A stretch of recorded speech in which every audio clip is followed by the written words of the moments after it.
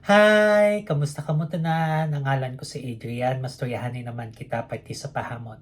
Hindi nga pahamot nga luyag ko istorya sa inyo subong tawag siya Leombre de Merveille for Men and Women. Iya ni siya ni Hermes. Pwede ni siya panalaki, pwede pambayi, pwede para sa tanan. Kag tanan nga pahamot ang muna kung tulukon. Ano ni siya klase nga pahamot? Bali, usok sang tiya na amo na siya kung simutan.